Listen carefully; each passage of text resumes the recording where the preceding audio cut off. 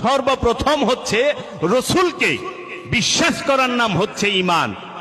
এখন অনেকে আল্লাহরে বিশ্বাস করার নাম হইলে ঈমান। আল্লাহরে তো আবু জেহেলও বিশ্বাস করত, আবু লাহাবও বিশ্বাস করত।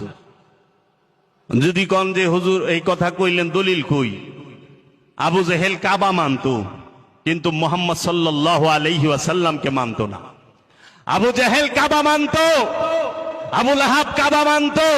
আবু জাহেল, আবু লাহাব এই তাদের বংশরা কাবা যে হাজিরা আইতো তাদেরকে সেবা করত, কেউরে পানি খাওয়াইতো, কারো হাতে কাবার চাবি থাকতো। এর লেগে কোরআনে আল্লাহ রাব্বুল আলামিন কইয়াও দিছে কাবার চাবি কুমরে রাখনে আর মানুষে হাজিগো পানি খাওয়ানে কেউ মুমিন হয়ে যায় না।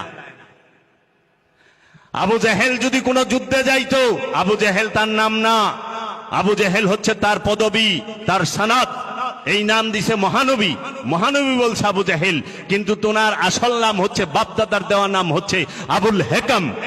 আবু অর্থ পিতা, হেকাম শব্দের অর্থ হচ্ছে জ্ঞানের, জ্ঞানের পিতা।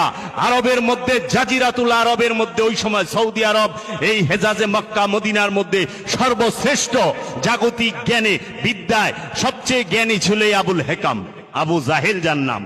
এর জন্য মহানবী বলছে আপনি তো আবুল হেকাম না, আপনি হইলেন আবু জাহেল। আপনি জ্ঞানীর পিতা, আপনি হলেন মূর্খের পিতা। আজকে জগৎ এই মূর্খের পিতার এই চিনে, কিন্তু সে কইল অনেক বড় ডিগ্রিধারী, সবচেয়ে বড় শিক্ষিত এবং সর্দার ছিল। এই আবু জাহেল সে যদি কোনো যুদ্ধে যাইতো কাবা শরীফের গিলাপ ধরে কসম কাইটা যাইতো।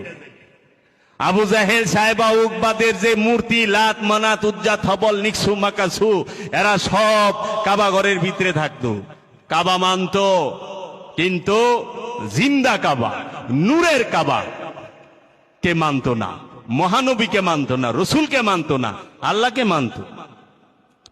আল্লাহকে মানার নামই শুধু ঈমান নয়, আল্লাহর রসুলকে মানা এবং আল্লাহকে মানার নাম হচ্ছে ঈমান।